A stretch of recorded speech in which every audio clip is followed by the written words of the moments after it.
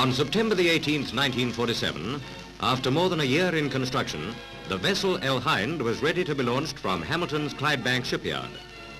She is the first vessel built for an Indian shipping company to sail under the flag of the New India. Sir James Lithgow for the builders and Mr David Iralka, Managing Director of Scindia Steamships London Limited, welcomed the many distinguished guests assembled to witness this important event in India's mercantile affairs.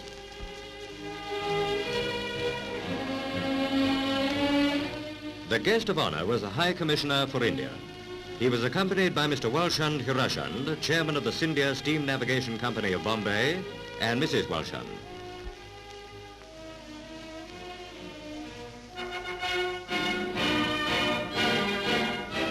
In accordance with Indian custom, garlands of flowers were presented to the guests.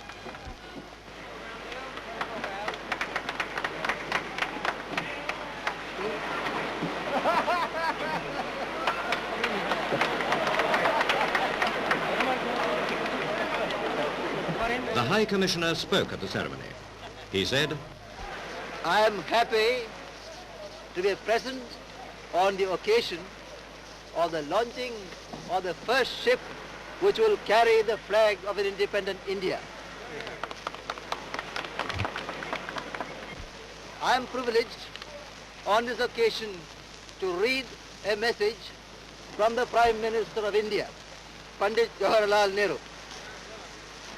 He wants me to say on this occasion that in ancient times, Indian ships sailed over many seas.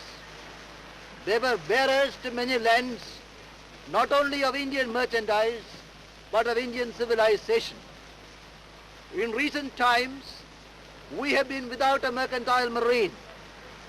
The new India is determined to resume her former place as a seafaring nation. The ship that is being launched today is both a symbol of that resolve and our hope for its fulfillment." Mr Iralka also read messages from Indian ministers.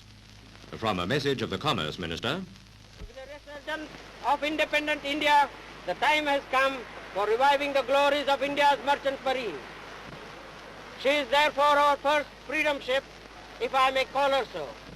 Mr Walchand thanked the ministers for their messages and continued, "It is my fervent hope that this ship will serve as an unfailing link between India and Pakistan by establishing, securing peace, and thus accommodating the great mission of carrying to our Muslim brethren in Pakistan's Indian message of, in Home Minister words, clear hope and friendship and goodwill."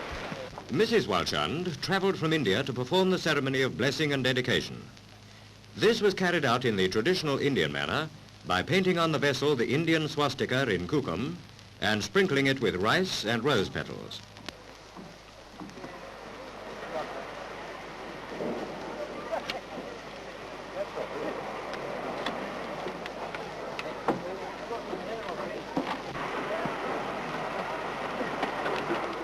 Mrs Walchand then named the vessel. मैं इस जहाज का नाम हिंद रखती हूँ। परमात्मा करे ये जहाज और इसमें सफर करने वाले सदा फले फूले।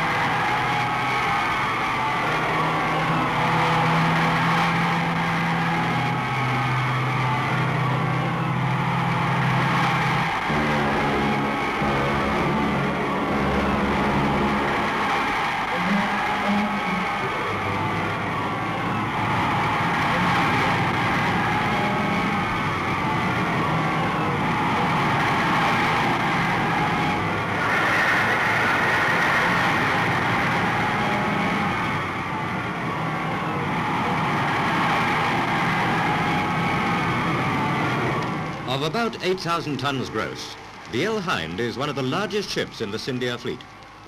She will carry cargo and provide first and second class passenger accommodation. Among her many amenities is an air cooling plant for the comfort of these passengers.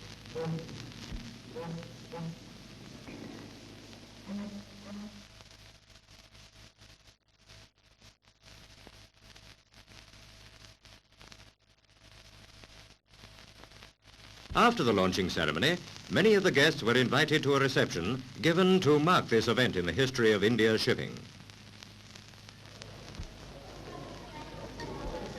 Sir James Lithgow, chairman of William Hamilton Limited, the builders of the vessel, made a speech which reflected the long association of his company with the Scindia Steamship Company.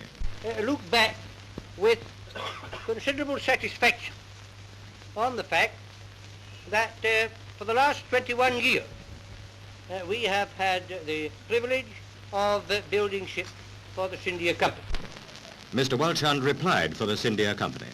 India's need for the revival and development of national shipping has been misunderstood in some quarters, particularly in this country. To get an accurate perspective of India's desire for the development of Indian shipping, one must view it against the background, first, of past history, and secondly, of the country's economic needs. I will not dwell on the other equally important reasons for the development of Indian shipping, namely India's extensive coastline and the necessity of maintaining a supreme strong merchant shipping to ensure not only the safety and defense of India in view of our strategic position, but also in the wider interest of peace and stability in the Indian Ocean trade. Again, thank you for your good wishes for the future of the company.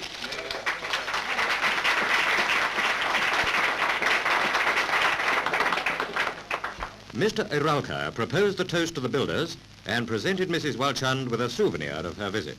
I will say that it is only a very small token, very inadequate token of what the company owes to Mr Walshand, who has been our leader and chairman for so many years. More strength to his elbow, and may his shadow never grow less.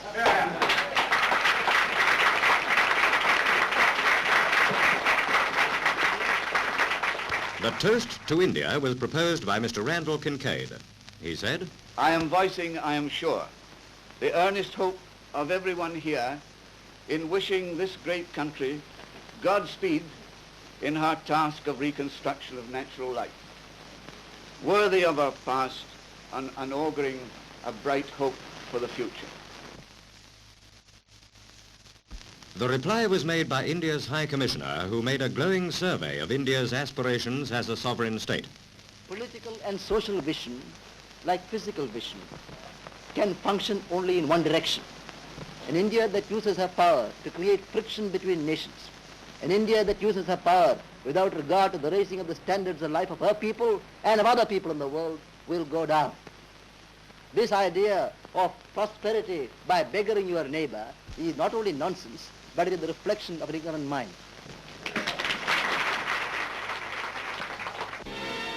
The El Hind, built by British craftsmen for an independent India, will soon be sailing on the trade routes of the world. She is the symbol of the new India that will take her place in the world family of nations.